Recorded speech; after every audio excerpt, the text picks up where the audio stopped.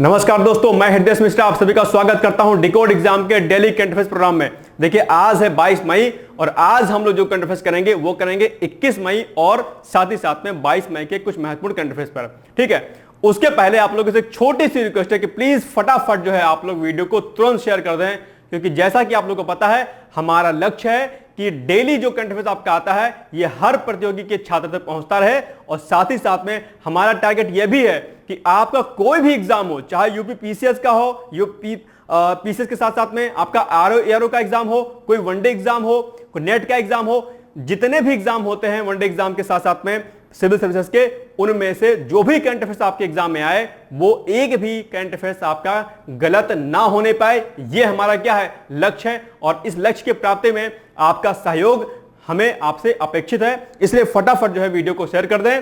और अब हम लोग आते हैं आज के कुछ करंट अफेयर्स पर। और उसके पहले हमने आपसे विगत वीडियो में एक प्रश्न पूछा था जिसका उत्तर हमने आपसे कहा था कि कमेंट बॉक्स में आप लोग जरूर दीजिएगा। काफी लोगों ने दिया था, जितने लोगों ने दिया था उनको मेरी ओर से ऑल द बेस्ट है कि आप लोग इसी तरीके से जो है चीजों को करते रहिए। और आज जो वीडियो के अंत में प्रश्न पूछूंगा वो भी मैं आपसे अपेक्षा करता हूं कि आप लोग उसका भी उत्तर जरूर देंगे। तो हमारा प्रश्न क्या था पिछले वीडियो में कि आईयूसीएन की स्थापना कब हुई थी। आईयूसीएन जिसको हम लोग बोलते हैं क्या, international union for conservation of nature, इसकी स्थापना कब हुई थी। तो इसका जो राइट आंसर क्या हो जाएगा, आंसर नंबर ए यानी कि ऑप्शन नंबर ए अर्थात 1948 अर्थात 1948 में आईयूसीएन की स्थापना हुई थी। और मैंने आपसे कहा था कि आईयूसीएन आपके एग्जाम के लिए क्या है, मोस्ट इंपॉर्टेंट है। अगर आप पीसीएस की परीक्षाओं में जाएंगे तो मेंस में आईयूसीएन पर शॉर्ट नोट्स भी आ सकता है। मैंने आपको यह भी क्या किया था, बताया था। ठीक है, चलिए अब हम लोग आते हैं सीधे तौर पर आज के करंट अफेयर्स पर, यानी कि आज का हमारा पहला करंट अफेयर्स क्या है। देखिए क्वेश्चन है कि 27वीं national federation senior athletics championship 2024 का आयोजन कहां पर हुआ, यह आपको उत्तर देना है, जिसका ऑप्शंस है ऑप्शन नंबर ए भुवनेश्वर, या फिर ऑप्शन नंबर बी आपका लखनऊ, या फिर ऑप्शन नंबर सी दिल्ली, या फिर ऑप्शन नंबर डी क्या, मुंबई। तो इसका सही उत्तर क्या होगा, इसका सही उत्तर होगा ऑप्शन नंबर ए अर्थात भुवनेश्वर में जो है, उड़ीसा के भुवनेश्वर में 27वीं national federation senior athletics championship का आयोजन हुआ था। आइए इसकी हम लोग व्याख्या देखते हैं। तो 27वीं national federation senior athletics championship 2024 का आयोजन 12 से 15 मई 2024 के मध्य में। पीसीएस के एग्जाम में या वनडे एग्जाम में डेट्स अक्सर पूछ लेता है, तो प्लीज कहां पर कोई चीज हुई है, संपन्न हुई है, और साथ साथ में किस डेट पर यानी कि किस दिनांक पर वो चीज जो है संपन्न हुई है, ये आपको ध्यान हमेशा रखना है। ठीक है, तो डेट आप लोग याद रखिएगा। तो 12 से 15 मई 2024 के मध्य में जो है कहां पर, उड़ीसा के भुवनेश्वर में संपन्न हुआ है, ध्यान रखिएगा। ओके, इसके साथ साथ में इस प्रतियोगिता में जो कि आपके लिए क्या इंपॉर्टेंट है, तो इस प्रतियोगिता में जैवलिन थ्रोवर नीरज चोपड़ा ने स्वर्ण पदक क्या किया है, जीता है। इस बात को अभी आपको ध्यान रखना है। ठीक है, चलिए आगे बढ़ते हैं हम लोग। नेक्स्ट क्वेश्चन है, हाल ही में जारी एक रिपोर्ट के मुताबिक वर्ष 2023 में किस देश में सबसे ज्यादा इंटरनेट शटडाउन किया गया, यानी कि इंटरनेट को बंद किया गया।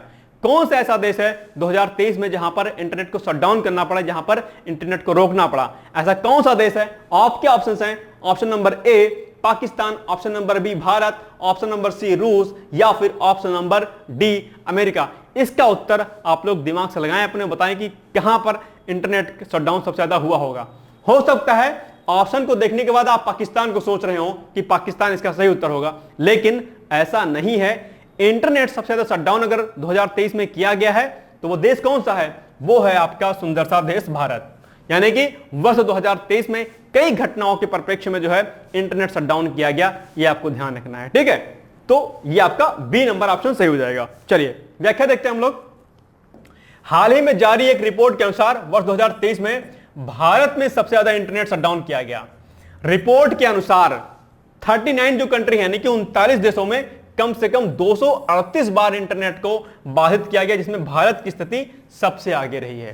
तो ये चीजें कब होती हैं, इंटरनेट शटडाउन कब होता है, इंटरनेट शटडाउन तब किया जाता है जब किसी सांप्रदायिक दंगों को किसी खास वजहों से यानी किसी चीज को कंट्रोल करने के लिए इंटरनेट को बाधित किया जाता है। क्योंकि आपको पता है कि इस समय सोशल मीडिया का जमाना है, कई भ्रामक जानकारियां लोग जो है करने के लिए, यानी कि दूसरों को उत्तेजित करने के लिए कई प्रकार की भ्रामक जानकारियों को जो कि सही नहीं होती है, उनकी जानकारी व्हाट्सएप के माध्यम से, फेसबुक के माध्यम से, इंस्टा के माध्यम से, ईमेल के माध्यम से, कॉल करके या कई अन्य प्रकार से चीजों को करते हैं। ऐसे में इंटरनेट शटडाउन करना अपने आप में एक व्यापक कदम होता है और भारत ने इन प्रकार के चीजों को रोकने के लिए इंटरनेट शटडाउन किया है। ठीक है, आपने न्यूज़पेपर में इन सब चीजों के बारे में पढ़ा होगा। हाल ही में आपने पंजाब में सुना होगा कि पंजाब में जो घटना घटित हुई थी वहां पर भी शटडाउन किया गया और कई अन्य जगहों पर भारत में इंटरनेट को शटडाउन किया गया था। ठीक है, ताकि भ्रामक जो जानकारियां हैं वो लोगों तक ना पहुंच पाए, क्योंकि जब भ्रामक जानकारियां पहुंचती हैं लोगों तक तो क्या होता है, तो फिर वहां पर सांप्रदायिक दंगे क्या कहते हैं, बढ़ते हैं। अच्छा, एक बात और ध्यान रखिएगा, इंटरनेट शटडाउन करना ये आपके मुख्य परीक्षा के लिए भी इंपॉर्टेंट हो सकता है कि यानी कि इंटरनेट शटडाउन करना क्या, कहां तक ये तर्क संगत है और क्या ये करना क्या जो है व्यापक राष्ट्र हित में जो है सही होगा या नहीं होगा। कुछ इस प्रकार से मेंस में आपके क्वेश्चन बन सकता है, हालांकि इसको हम लोग बाद में डिस्कस कर लेंगे। ओके, चलिए नेक्स्ट क्वेश्चन है, अंतरराष्ट्रीय प्रकाश दिवस मनाया जाता है, कब मनाया जाता है? आपके ऑप्शन है, ऑप्शन नंबर ए 10 अप्रैल को, या फिर ऑप्शन नंबर बी 11 अप्रैल, या ऑप्शन नंबर सी 16 मई, या फिर ऑप्शन नंबर डी 20 मई को। कब मनाया जाता है अंतरराष्ट्रीय प्रकाश दिवस? इसका राइट आंसर क्या हो जाएगा? इसका राइट आंसर हो जाएगा ऑप्शन नंबर सी, अर्थात 16 मई को अंतरराष्ट्रीय प्रकाश दिवस क्या होता है, मनाया जाता है। ठीक है, ध्यान रखिएगा। व्याख्या देखते हैं हम लोग थोड़ा सा। तो अंतरराष्ट्रीय प्रकाश दिवस प्रतिवर्ष 16 मई को मनाया जाता है।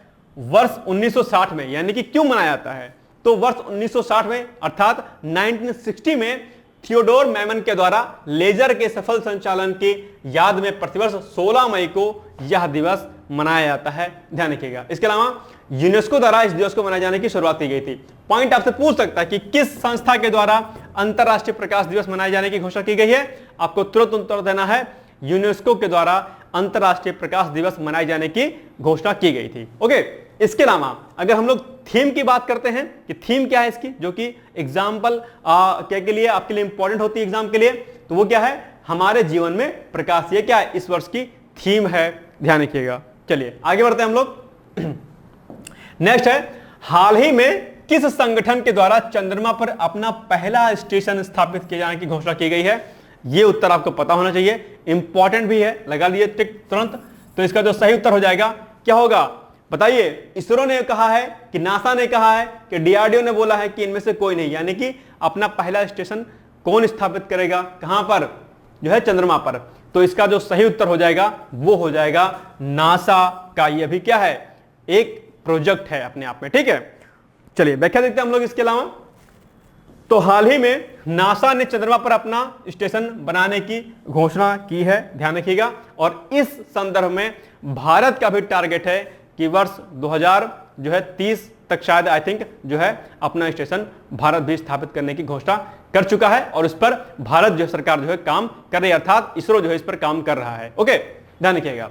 इसके अलावा अगर हम लोग बात करते हैं थोड़ा सा इसरो के बारे में, तो इसरो की स्थापना कब हुई थी? तो 15 अगस्त 1969 यानी कि 1969 को। अक्सर इसरो के बारे में आपसे जो है कई सारे प्रश्न पूछता रहता है कि इसरो की स्थापना कब हुई थी, इसरो के अध्यक्ष कौन हैं, इसरो के द्वारा हाल फिलहाल में कौन सी चीजें की गई हैं। तो ये कुछ चीजें इंपॉर्टेंट होती हैं, इसरो के बारे में आप लोग डिटेल्स में पढ़ लीजिएगा। मुख्यालय की बात करते हैं तो इसका मुख्यालय बेंगलोर अर्थात कर्नाटक में है। अब दूसरी तरफ अगर नासा की बात करते हैं तो इसकी स्थापना 1958 में हुई थी और मुख्यालय कहां पर है इसका? वाशिंगटन डीसी अर्थात अमेरिका में इसका मुख्यालय है। अगर डीआरडीओ की बात करते हैं तो डीआरडीओ की स्थापना 1958 अर्थात 1958 में हुई थी और इसका मुख्यालय डीआरडीओ को कहां पर है? डीआरडीओ का मुख्यालय आपका कहां पर है? नई दिल्ली में है, ध्यान रखिएगा। ठीक है, इन सभी के बारे में हमने पिछले वीडियो में या शायद उसके एक वीडियो पहले जो है हमने इसके बारे में डिटेल्स में आपको सब बताया था कि डीआरडीओ क्या होता है, इसके क्या क्या फंक्शन होते हैं। इनको एक बार आप लोग देख लीजिएगा। डीआरडीओ, नासा, ठीक है, इसरो, इन पर सब पर शॉर्ट नोट्स भी आ सकता है आपके एग्जाम में, मुख्य परीक्षा में। ठीक है, और जो इंपॉर्टेंट प्री के पॉइंट ऑफ से जो फैक्ट है वो ऑलरेडी हमने यहां पर मेंशन कर दिया है। ओके, चलिए आगे बढ़ते हैं हम लोग।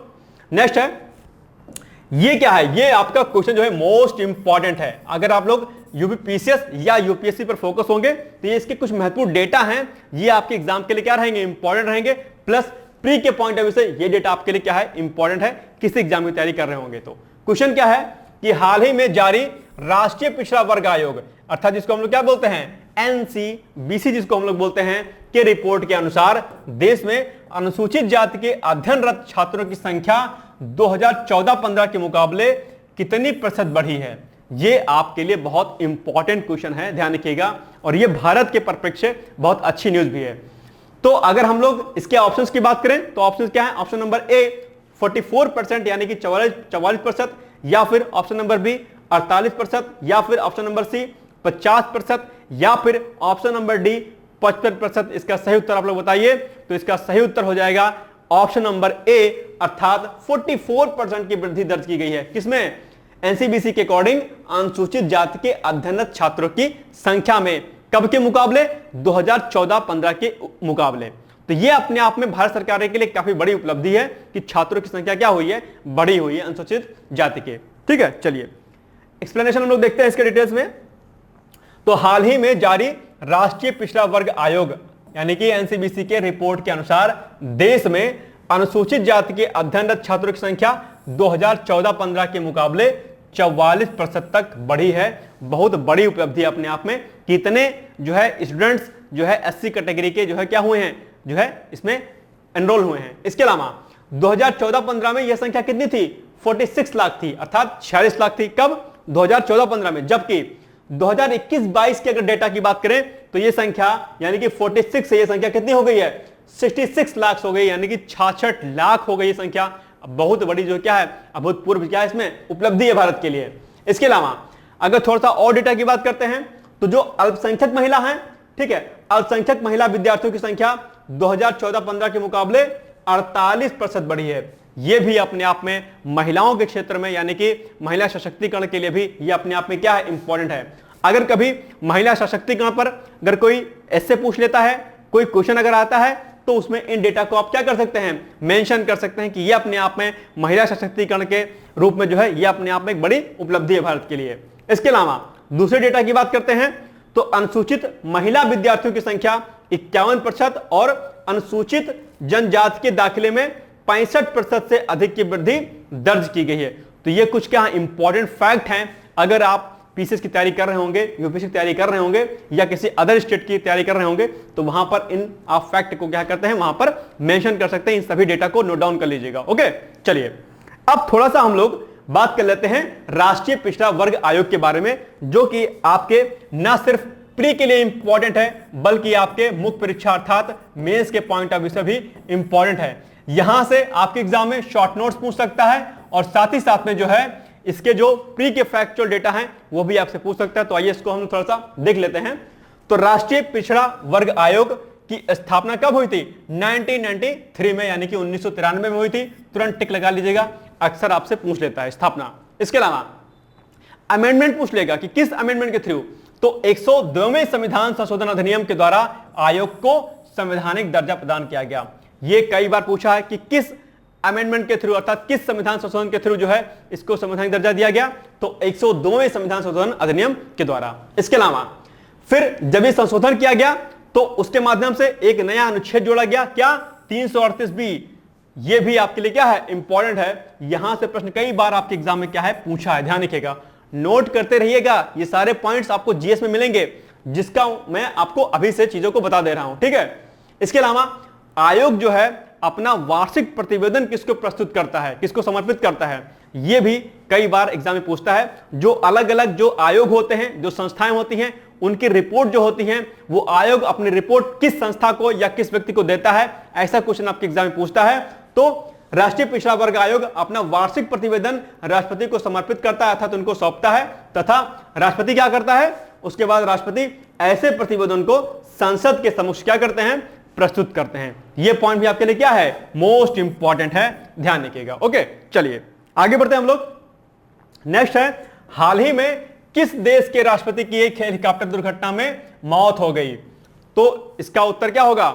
इसका उत्तर होगा ऑप्शन नंबर ए। अभी हाल ही में ईरान के राष्ट्रपति की एक हेलीकॉप्टर में जो है मौत हो गई है। उनके साथ साथ में जो ईरान के विदेश मंत्री थे उनकी भी मौत हो गई है। और इसके लिए भारत सरकार ने अर्थात केंद्र सरकार ने क्या किया था कि 21 मई 2024 को एक दिन के राजकीय शोक की जो क्या की थी, घोषणा भी की थी। ये पॉइंट भी आपको ध्यान रखना है, ठीक है। तो आइए हम लोग व्याख्या देखते हैं कि हाल ही में इस्लामिक गणराज्य ईरान के राष्ट्रपति महामहिम डॉक्टर सैयद इब्राहिम रईसी, ये नाम याद रखिएगा, हो सकता है आपके ऑप्शंस में नाम पूछ ले कि निम्नलिखित में से किसकी मौत हो गई है, तो नाम याद रखिएगा। और साथ ही साथ में जो विदेश मंत्री हैं वहां के, यानी कि महामहिम हुसैन अमीर अब्दुल्ला हियान का भी एक हेलीकॉप्टर दुर्घटना में निधन हो गया, यानी कि दोनों साथी में थे। इसके अलावा ये जो है यानी कि सैयद इब्राहिम जो है वर्ष 2021 में राष्ट्रपति पद के लिए क्या गए थे, चुने गए थे।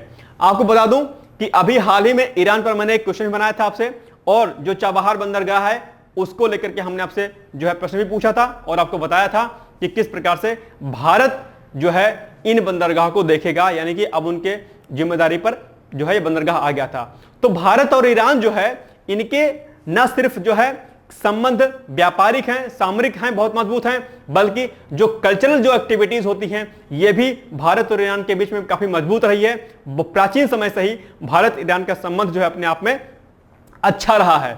तो भारत ईरान संबंध, क्योंकि दो घटनाएं हो चुकी हैं ईरान से संबंधित, इसलिए आपकी मुख्य परीक्षा में न सिर्फ प्री के लिए इंपॉर्टेंट हो जाएगा ईरान, बल्कि इसके साथ साथ में ईरान और भारत का जो संबंध है वो भी आपके एग्जाम के लिए क्या होगा, इंपॉर्टेंट होगा। और ईरान से संबंधित आपके पास एक टास्क है कि ईरान से जुड़ी हुई जो सीमाएं हैं अंतरराष्ट्रीय, वो आपको क्या है, देखनी है। हालांकि इस पर मैंने आपको डिटेल्स में बनाया था, वीडियो बताया था, लेकिन आज आपको टास्क है कि ईरान की अंतरराष्ट्रीय सीमाएं किस किस देशों से मिलती हैं वो आपको पढ़ना है। ओके, चलिए आगे बढ़ते हैं हम लोग।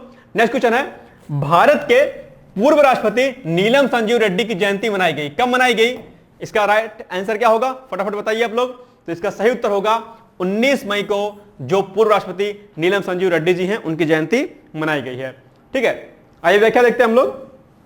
पूर्व राष्ट्रपति नीलम संजीव रेड्डी की जयंती 19 मई को मनाई गई। वह भारत के छठे राष्ट्रपति थे। अक्सर आपसे जो है प्रश्न इस प्रकार से पूछ लेता है कि वो किस नंबर के राष्ट्रपति थे, ठीक है, कई बार आपके एग्जाम में पूछता है, तो ध्यान रखिएगा छठे राष्ट्रपति थे। और अगर उनके कार्यकाल के बारे में बात करते हैं तो राष्ट्रपति के रूप में उनका कार्यकाल वर्ष 1977 से यानी कि 1977 से लेकर के वर्ष 1982 अर्थात 1982 तक था। ये पॉइंट भी क्या है आपके लिए इंपॉर्टेंट है। ओके, चलिए आगे बढ़ते हैं हम लोग। नेक्स्ट क्वेश्चन है, हाल ही में भारतीय रिजर्व बैंक क्या, यानी कि जिसे हम लोग बोलते हैं रिजर्व बैंक ऑफ इंडिया यानी कि आरबीआई द्वारा किसे कार्यकारी निदेशक के रूप में क्या किया गया है, नियुक्त किया गया है? आपके ऑप्शंस हैं, ऑप्शंस ए सीता सिंह, या फिर option number B Manoj Mishra, या फिर option number C R Laxmikant Rao, या फिर ऑप्शन नंबर डी इनमें से कोई नहीं। तो अभी हाल ही में भारतीय रिजर्व बैंक द्वारा कार्यकारी निदेशक के रूप में किसे नियुक्त किया गया है? ऑप्शन नंबर सी इसका सही उत्तर हो जाएगा, अर्थात आर लक्ष्मीकांत राव को अभी जो है क्या किया गया है, कार्यकारी निदेशक के रूप में नियुक्त किया गया है आरबीआई में। आइए इसकी व्याख्या देखते हैं हम लोग थोड़ा सा। तो हाल ही में भारतीय रिजर्व बैंक यानी कि आरबीआई द्वारा आर लक्ष्मीकांत राव को कार्यकारी निदेशक के रूप में क्या किया गया है, नियुक्त किया गया है, ठीक है। और आरबीआई के फंक्शन क्या होते हैं, आरबीआई क्या गवर्नर कौन है, आरबीआई का राष्ट्रीयकरण कब किया गया था, आरबीआई की स्थापना कब हुई थी, कुछ ये फैक्ट हैं आपके एग्जाम के लिए जो कि महत्वपूर्ण है, जो कि ऑलरेडी हमने यहां पर क्या किया है, मेंशन किया है। तो आरबीआई को यानी कि भारतीय रिजर्व बैंक को, ठीक है, यानी कि रिजर्व बैंक ऑफ इंडिया को बैंकों का बैंक भी कहते हैं, अर्थात ये सबको क्या करता है, डील करता है। ओके, तो आरबीआई भारत का केंद्रीय बैंक है। इसके अलावा इसकी स्थापना कब हुई थी, 1 अप्रैल 1935 को हुई थी। इंपॉर्टेंट फैक्ट है, कई बार आपके एग्जाम में पूछता है, जिसको नोट डाउन कर लीजिएगा। इसके अलावा इसकी स्थापना 1 अप्रैल 1935 को भारतीय रिजर्व बैंक अधिनियम 1934 के प्रावधानों के अनुसार की गई थी, ठीक। इसके अलावा दूसरा पॉइंट क्या है इसमें, इसे मूल रूप से 1935 में एक निजी इकाई के रूप में स्थापित किया गया था, लेकिन देश की स्वतंत्रता के बाद यानी कि 1947 के बाद वर्ष 1949 में जो है क्या किया गया, इसका राष्ट्रीयकरण कर दिया गया। कई बार आपके एग्जाम में पूछा है कि आरबीआई का राष्ट्रीयकरण कब किया गया, कई बार कई और बैंकों के बारे में पूछता है कि इतने सारे बैंकों का राष्ट्रीयकरण कब किया गया। तो यह पॉइंट आपको यहां पे ध्यान रखना है कि आरबीआई का राष्ट्रीयकरण कब किया गया, 1949 में, और स्थापना कब हुई थी, 1 अप्रैल 1935 को। ओके, अब बात करते हैं इसके गवर्नर की। तो आरबीआई के वर्तमान गवर्नर कौन है, शक्तिकांत दास जी हैं। यह भी पॉइंट आपके लिए क्या है, इंपॉर्टेंट है, कई बार आरबीआई गवर्नर के बारे में पूछ लेता है आपसे, ठीक है। चलिए नेक्स्ट क्वेश्चन है, महिला फुटबॉल विश्व कप 2027 की मेजबानी निम्नलिखित में से कौन सा देश करेगा? बताइए फटाफट आप लोग। इसका सही उत्तर क्या होगा? इसका सही उत्तर हो जाएगा ब्राजील के द्वारा जो है इसकी मेजबानी की जाएगी। आइए व्याख्या देखते हैं हम लोग इसकी।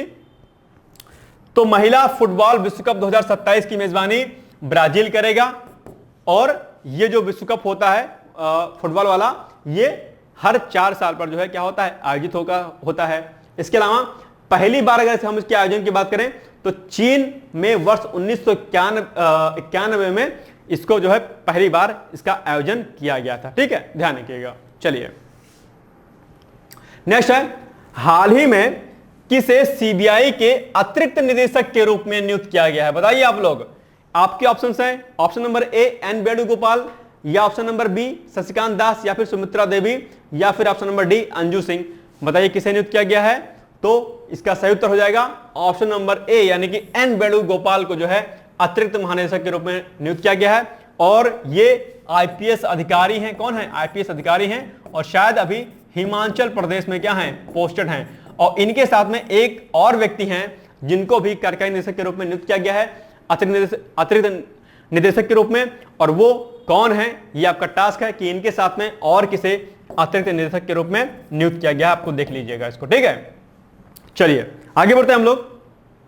व्याख्या के बाद बात करते हैं। तो हाल ही में सीबीआई के अतिरिक्त निदेशक के रूप में एन वेणुगोपाल को नियुक्त किया गया है, ध्यान रखिएगा। और अब थोड़ा सा सीबीआई के बारे में भी हम लोग बात कर लेते हैं, क्योंकि कई बार जीएस में आपके सीबीआई से संबंधित प्रश्न पूछा जाता है। ठीक है, तो सीबीआई की अगर हम लोग बात करते हैं, इसकी स्थापना कब हुई थी? 1963 अर्थात 1963 में हुई थी। और अगर हम लोग इसके आदर्श वाक्य की बात करते हैं तो इसका आदर्श वाक्य क्या है? उद्यम, निष्पक्षता तथा ईमानदारी। ओके, इसके अलावा सीबीआई कोई वैधानिक संस्था नहीं है। इसके अलावा सीबीआई को जो शक्ति प्राप्त होती है, जो उसको पावर मिलती है, कहां से मिलती है? वो मिलती है पावर उसको दिल्ली विशेष पुलिस स्थापना अधिनियम 1946 से सीबीआई को जो है पावर मिलती है, शक्ति मिलती है। ये पॉइंट भी आपके लिए क्या है, महत्वपूर्ण है, ध्यान रखिएगा। ओके, चलिए आगे बढ़ते हैं हम लोग। नेक्स्ट क्वेश्चन है, लास्ट क्वेश्चन आपका, कि हाल ही में किसके द्वारा फलों को पकाने के लिए कैल्शियम कार्बाइड के उपयोग पर प्रतिबंध लगा दिया गया है? ये क्वेश्चन भी आपके लिए क्या है, मोस्ट इंपॉर्टेंट है, क्योंकि इसके जो कुछ फैक्ट अभी हम लोग देखेंगे वो आपके एग्जाम के लिए क्या रहेगा, इंपॉर्टेंट रहेगा। तो बताइए आप लोग कि हाल ही में किसके द्वारा जो कैल्शियम कार्बाइड जो होता है जिससे फल पकाया जाता है उसको प्रतिबंधित कर दिया गया है? तो आपके ऑप्शन है, ऑप्शन नंबर ए नीति आयोग के द्वारा, या फिर ऑप्शन नंबर बी एफसीआई अर्थात फूड कॉर्पोरेशन ऑफ इंडिया के द्वारा, या फिर एफएसएसआई के द्वारा, या फिर इनमें से कोई नहीं। बताइए इसका उत्तर क्या हो जाएगा? इसका उत्तर हो जाएगा ऑप्शन नंबर आपका सी अर्थात एफएसएसएआई के द्वारा अभी हाल ही में फलों को पकाने के लिए जो केमिकल होता है, कौन सा, कैल्शियम कार्बाइड, उसके प्रतिबंध पर क्या किया गया है, रोक लगा दिया गया है, क्योंकि यह बहुत हार्मफुल होता है। ठीक है, और कई सारे जो है इसके कारक ऐसे होते हैं जो आपकी बॉडी को नुकसान पहुंचाते हैं। तो आइए व्याख्या देखते हैं इसकी हम लोग। तो हाल ही में एफएसएसएआई के द्वारा फलों को पकाने के लिए कैल्शियम कार्बाइड के उपयोग पर क्या कर दिया गया है, प्रतिबंध लगा दिया गया है। ठीक है, अब कैल्शियम कार्बाइड के बारे में थोड़ा सा हम लोग देख लेते हैं पॉइंट।